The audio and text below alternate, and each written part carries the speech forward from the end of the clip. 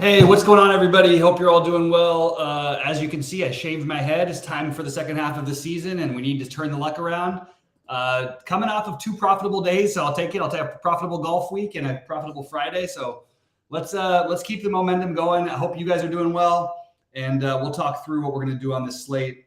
I don't think Sheets is going to be. Well, I thought he'd be joining us, and I haven't heard from him. So I'm guessing he's not because he missed another conference call we were having about the site. So I'm going to guess he's not here, but we'll hope he shows up anyway, and I will get to my plays as we go. Pop in and say hello when you get there. Put in any questions or thoughts. I'm happy to answer anything.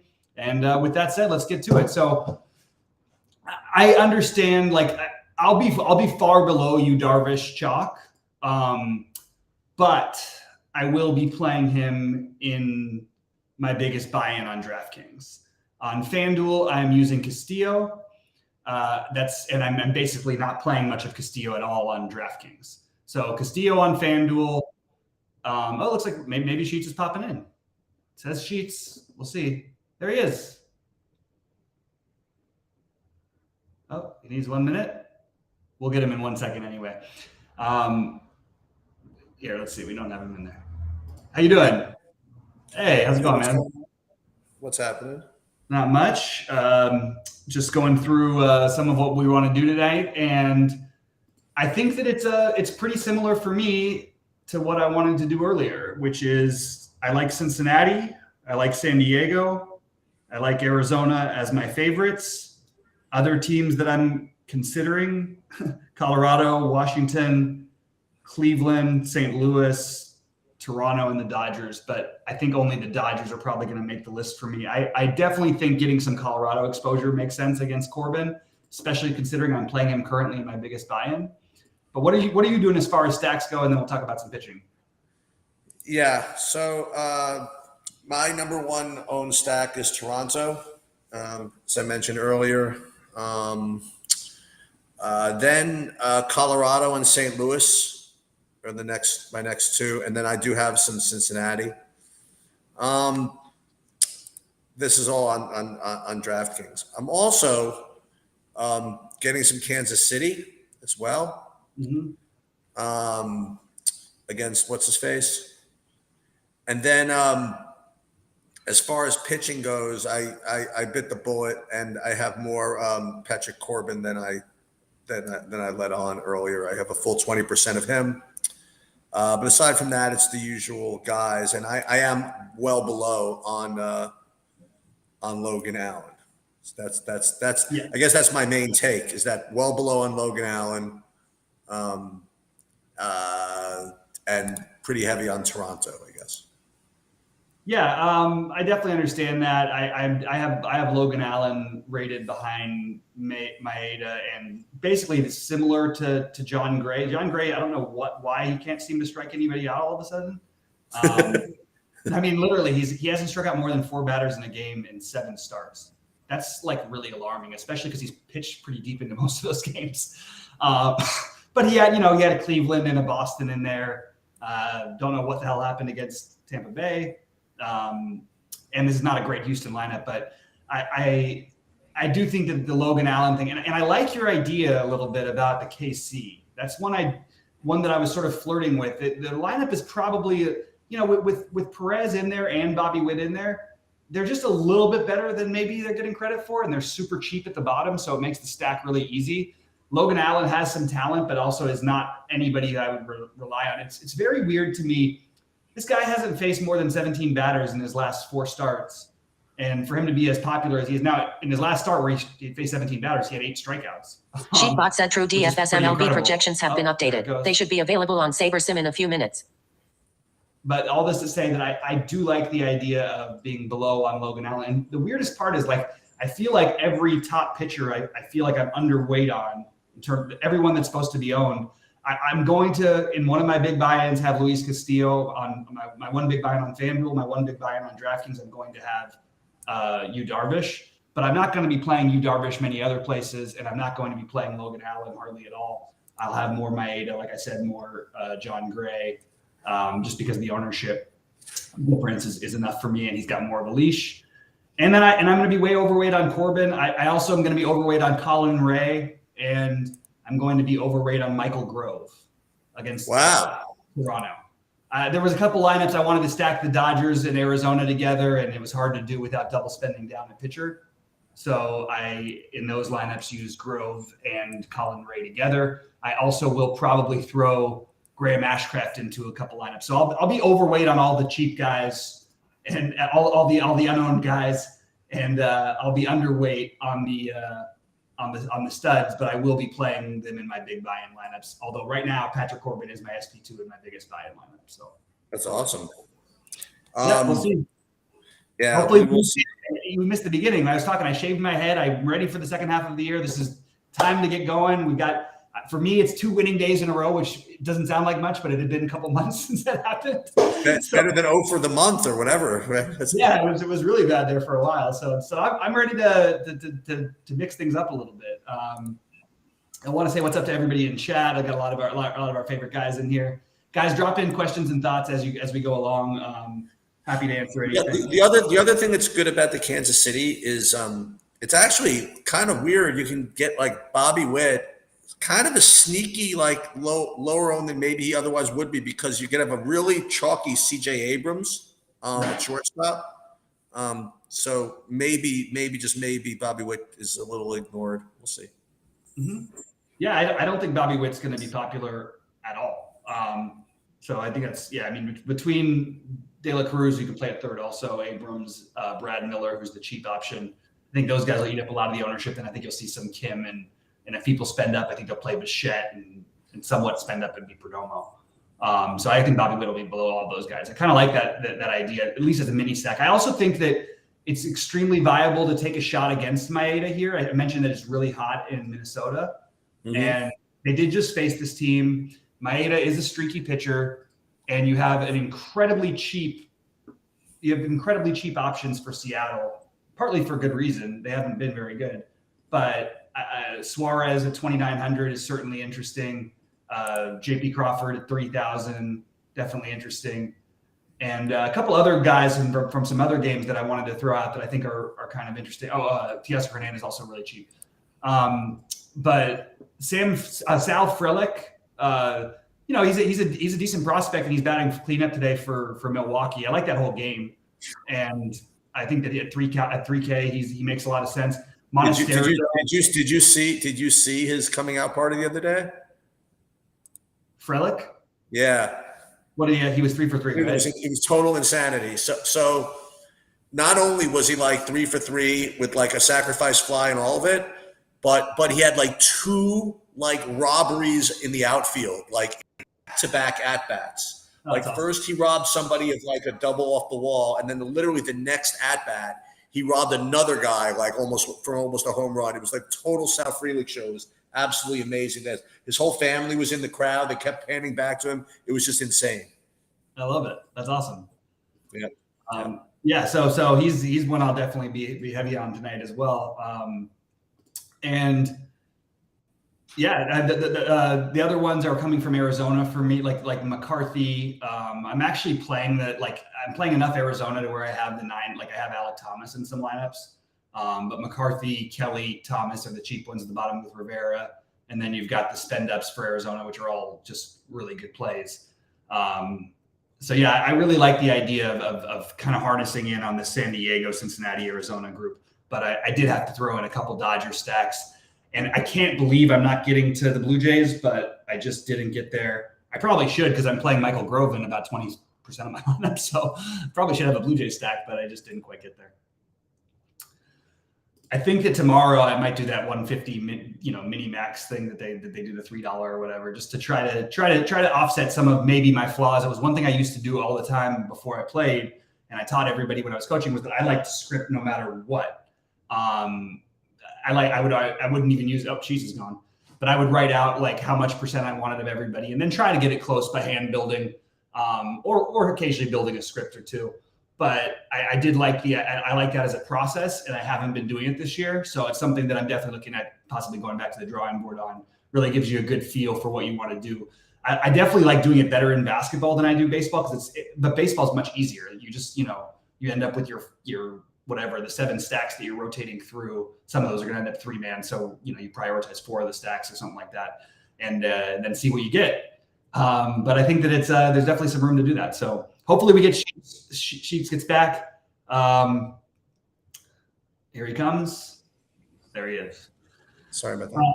No problem. Anyway, so guys, again, fire on in questions and thoughts. I think it's pretty straightforward what I said I'm doing, what, sounds like Sheets is doing. Sheets, do you let me go over what I'm doing on FanDuel. Oh, yeah. I know you did already. Top 2 pitchers are Castillo and Darvish. And then a little bit of Logan Allen, Corbin, and then some sprinkles of nonsense. As far as the hitting goes, a lot of Cincinnati over there, as well as Colorado and Toronto, and the Dodgers, actually. So, yeah, Dodgers are easier to get in over there. Yeah. I fell in love with the San Diego and Arizona builds, so that's sort of what I stuck with. I went playing a couple lineups over there. But yeah, that's what I'm going to do. Anyway, let's see. Thoughts on Texas? I think Texas will be. We're still waiting on lineups all the way for a couple of teams. We're still waiting on the Cardinals, I think. Yeah, no Cardinals, no Blue Jays yet. Yeah. To answer the question about the Texas stack, I think Texas is a good enough offense where you can always stack them. I do think this is a much weaker lineup and probably should be acknowledged that Corey Seager and Adolis Garcia are not playing. So that that might look more tempting, but you're literally losing arguably the guy who's been the best hitter in baseball in Seager and a guy who's been a top 10 outfielder. So it's really not the same lineup when you throw Brad Miller and Jankowski's up at the top instead. And I'm going to play some of those guys. I'm not going out of my way to stack Texas. I think Brad Miller's hitting 7th though. Yeah, he's 2.1. Yeah. And he's got enough power to where you can just hit one. You just get one ball. And for what it's worth, Belak was in consideration for me because of the Texas lineup today. I got a lineup or 2 with him. Yeah, I don't think it's a bad idea to use him. I just personally, I can't believe I'm saying this out loud because I don't know. Everybody stacked a lot against Patrick Corbin if you played a lot of DFS, but I swear that I was doing it when he was still the Robbie Ray type of pitcher, when he was still hey, you're going to get Patrick Corbin who's either going to go out there and put up 30 for you or he's going to get -10. But it would be like a 1 out of every 5 games. I just always love stacking against him because there's so much upside. He allows tons of stolen bases, tons of power. For what it's worth, though, his control has been much better the second half of this year so far, or whatever, since the last 5 starts he's had. And Colorado is significantly the worst team in baseball against left-handed pitching. It's like 35% strikeout rate, like lefties, something like that.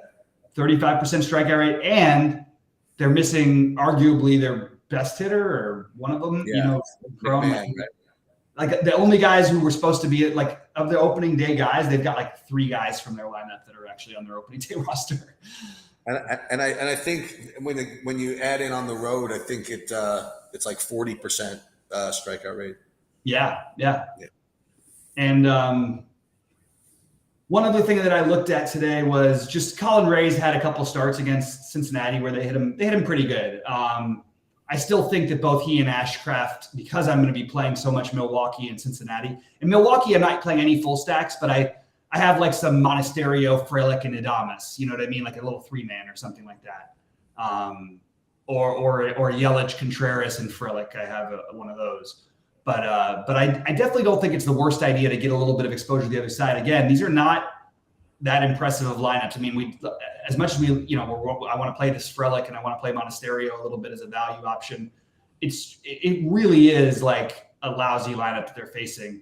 It's why I should probably try to get my Colin Ray lineups to turn into Graham Ashcraft, because Cincinnati just has a much stronger lineup than Milwaukee does by just a ridiculous amount. Yeah, I have the ultimate OCD build today. I have 50 lineups on DraftKings and 50 lineups on FanDuel, and every DraftKings is a 5-3 and every FanDuel is a 4-4. Yep. I ended up with much more that I thought. I have some FanDuel. I have a couple of DraftKings 4-4s and a 5-2-1s and stuff like that. But I hear you. Pingalore with his question, but it was answered already. Would use Frelick as a one-off. I think Frelick is an excellent one-off personally. So yes.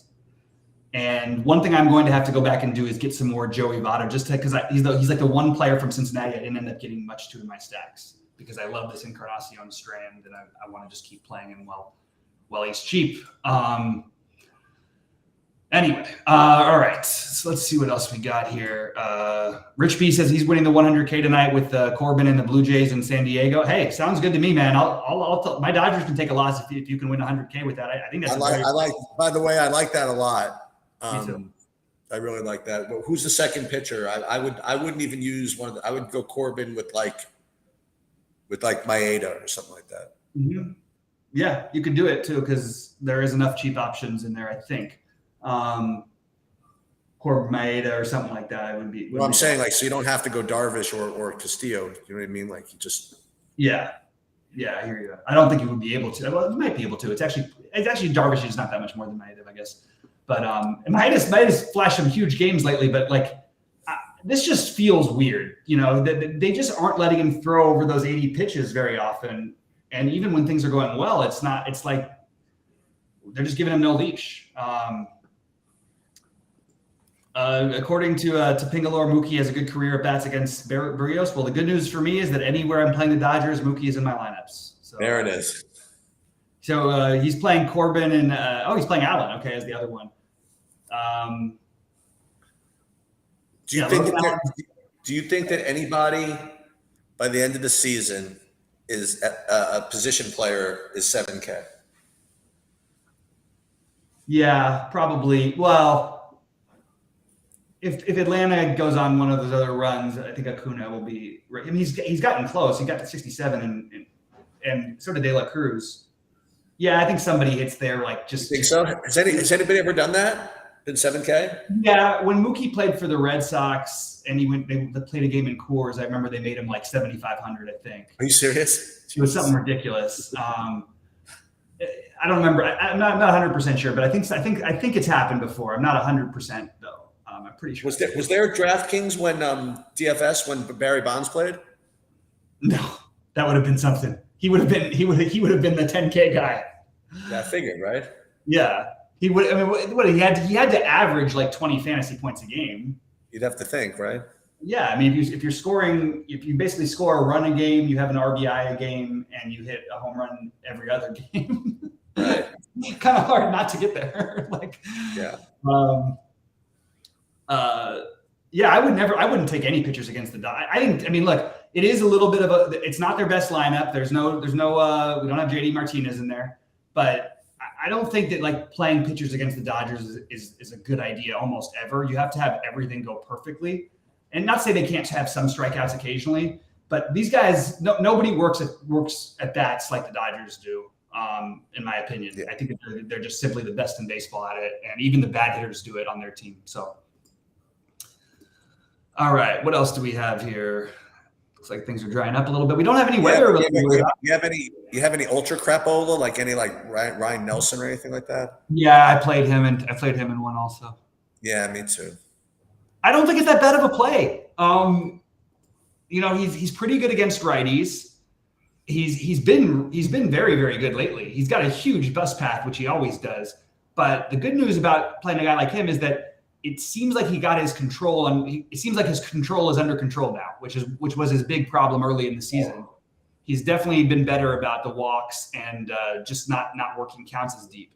The only game, he got lit up by the Mets in one game. I don't care if he gets lit up, and tonight, so what? He gets lit up. But I'll take a gamble on a guy who's putting up better games than the guys in the 8Ks lately. He's got more 20+ games than the 8K guys. I think I'll play him over some of those guys in a few spots. And also the Cardinals lineup is not out yet. So maybe I see Newt Barr as day to day, and I see there's another guy who's questionable. Oh wait, I thought Donovan was questionable. I think there's a lot of questionables there. Yeah. I mean, I've seen 3 different projected Cardinals lineups just from MLB alone today. So I don't know what to expect. Bobby, I'll be right back. Just give me a minute. Yeah, I just want to throw out that because of that, maybe I would talk myself into a little bit of a a Cardinals stack. I wasn't going to play them. I thought they were going to be popular, but just every minute that passes by when there's no lineup out is probably a good thing, although they'll probably end up releasing it in time and having some guys we didn't think of. I don't think they're actually going to be as owned as I thought they were going to be, though. So let me just take a quick look here, see what Goldie has. Yeah, I mean, really not that much. Not at all. I think, you know what? Talk myself into it because I'm going to be playing a little bit. I'm going to make sure to get myself a Cardinals stack. You also get the little Goldschmidt revenge. When Maeda and Yarbrough were on the same slate last week, when you said use them with Arizona and 4 Giants. So yeah, I don't think that everything is always created equal. You have Cleveland, who just doesn't strike out nearly enough to have Yarbrough be as appealing. Cleveland is against lefties, they're the 7th lowest strikeout team. Actually, they're in terms of percentage, they're the 6th lowest. So they don't strike out much against lefties. Yarbrough is not a great pitcher, but I mean, look, you could use him tonight. I'm using other guys who are not great pitchers also.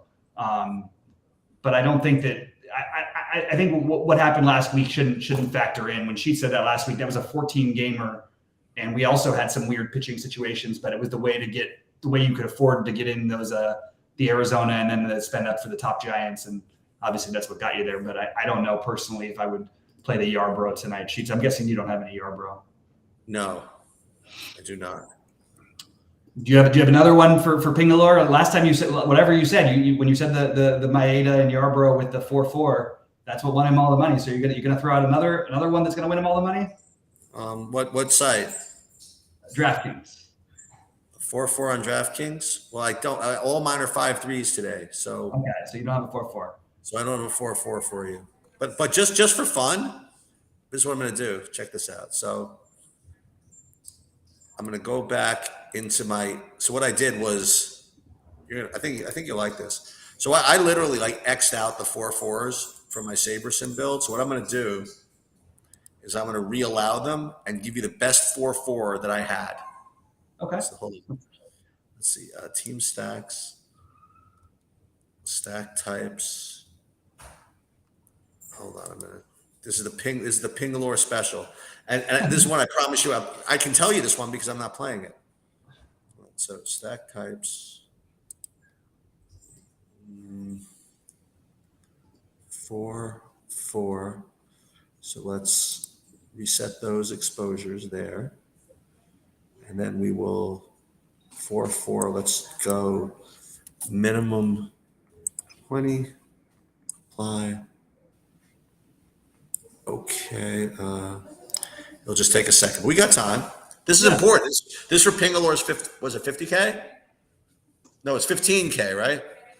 I don't know which one it was that he finished in. I think it was a single entry, so I don't think it was that much. But we're going to come up with this. This is we're on a mission to get the Pingalore. We got to improve on the second place finish.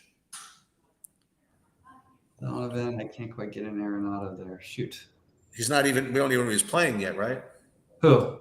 Donovan. Yeah, I know. I'm just trying to build I'm trying to, because of all that. I just want to build a St. Louis and San Diego together stack. How long do you think? What's his name's going to go for? You think they're going to let Wainwright pitch? 65 pitches. Okay. It's like the more the better for the hitting, I think. Seriously, I actually was disappointed when I saw that. Not that their bullpen's been anything to write home about either. I'm really liking this build here. We got Knizner, shortstop. I don't have a short. I don't want to be on. All right. Well, I'm really dumpster diving. I've really sold myself on this secondary dumpster diving at pitcher thing. What's that? I really did end up dumpster diving a little bit of pitcher in my secondary lineups here. St. Louis. Yeah, you want to get in St. Louis and San Diego, you're going to have to do some things. I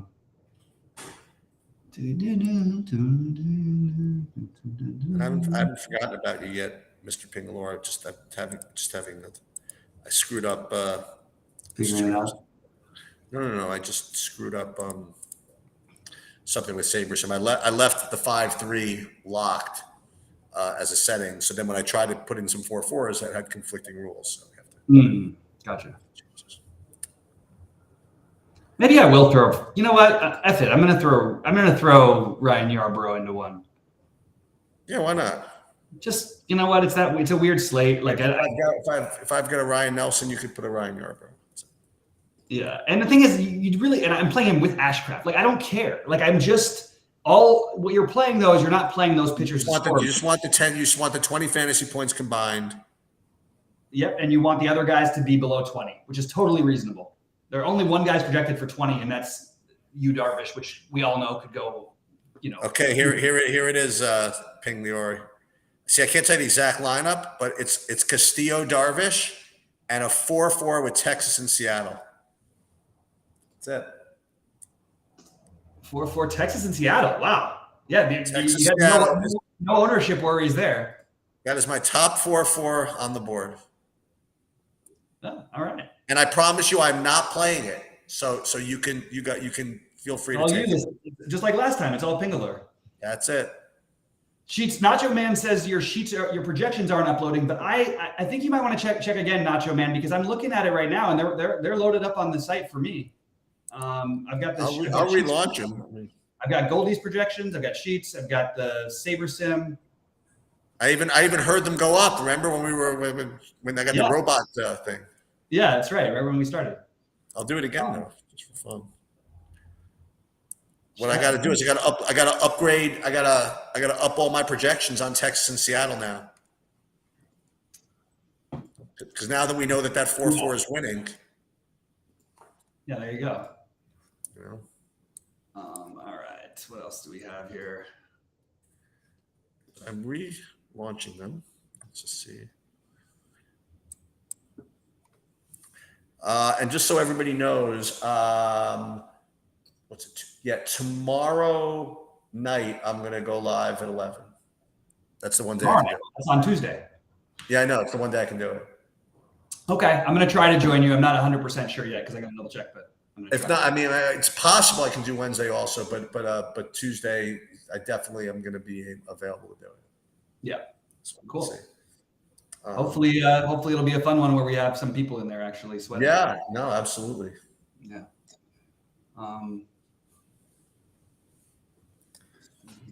Any Cardinals? No, not yet. Well, that's not till 8:30 anyway, right? 9:40. Oh, even better. Okay. Yeah. As long as I don't handcuff myself here. So what starts at 7:10 again? The first game is the Corbin game. Okay, here it is. That's it. Corbin and then the Cleveland and Minnesota. Dude, that's gonna really determine the slate right off the bat. Because first of all, Washington's gonna be pretty popular. Corbin's gonna be pretty popular, and Colorado is the unsneaky leverage stack is probably gonna get more ownership than I think. Also, we'll see. Yeah, I actually thought people were going to play them more, and the weird part is that if you look at the lineup, like who do you want to play? Like nobody. That's the problem. What you want to play? What's his name? Isn't that Grichuk, right? He's got 1 home run this year against lefties, I think. Oh no, he's up to 3. Never mind, he's been a little bit better. That's it. That's the 5-man stack. 5 Grichuks.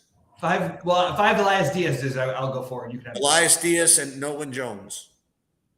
Nolan Jones, Diaz, Grichuk. Yeah, those would be the best ones with Profar. Tofar's hit 1 home run. There you go. He's hit 1. Yeah, so he's got 1. He's got 1 more than I have. The game winner.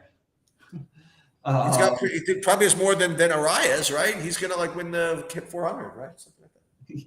The announcer was saying, he's like, "How can you have 120 at bats this year in Colorado and still not have hit a home run?" And he goes, "This is what the Rockies are really looking to upgrade." And right then, the guy hits a game-winning home run for his first home run. I think it was his first home run ever. Yeah, so no Cardinals. The Cardinals weren't going to be popular anyway, and that's kind of weird because if you're going to not play, it's interesting. The Cardinals have a 4.2 run total. Okay, that's pretty good for this slate. And Reed Nelson is 6,700. I feel like you should be playing one of those sides of it, at least some. They were whining about Vladimir Guerrero didn't have any home runs. He's going to end up with 40 by the end of the season. Yeah, it's just those ones are coming. You know what I mean? Yeah, he's got three in his last 4 games now. Did Abreu ever hit one? Yeah, he's got like 6 now or 7. Maybe. Wow. Maybe, yeah, he's got 6 against righties. I know that. So he's probably got 7 or 8. Yeah, it's always going to bounce. It was weird. The Abreu one, I don't even know what the hell's happening. But people are a little too convinced these guys are spent before I'm willing to admit it. I sort of need like a full season of it. And as bad as he's been, hitting like 230 or 240, it's not like he's like, that could be okay if you're hitting 20 home runs in the All-Star break or whatever. But it's not like they're like the Matt Olson. Yeah, and of course now Matt Olson actually hits for better average because look who's around. It's a lot easier to hit when the bases are always loaded and when there's nobody out and you got murderers row behind you and in front of you. But it really is amazing when you're like hitting second, third, or fourth in Atlanta and like literally like you have Acuna on second every single inning. Every inning, and by the way, when he's not, that means Albies is like what I mean. It's like you always have a runner in scoring position. Yep. All right, I'm probably gonna get going pretty soon and just finish these builds. Any other things? All right. Well, enjoy. It looks like you're out in the Hamptons. How many days do you have after this week? Just we're done here after this week. Oh, this is the last week. Shoot. July. Yep. All right. Well, good luck, Sheets. Good luck, everybody. And I'll be in premium Discord the rest of the night. So let me know if you guys have any questions or thoughts. All right. I'll catch up to you later.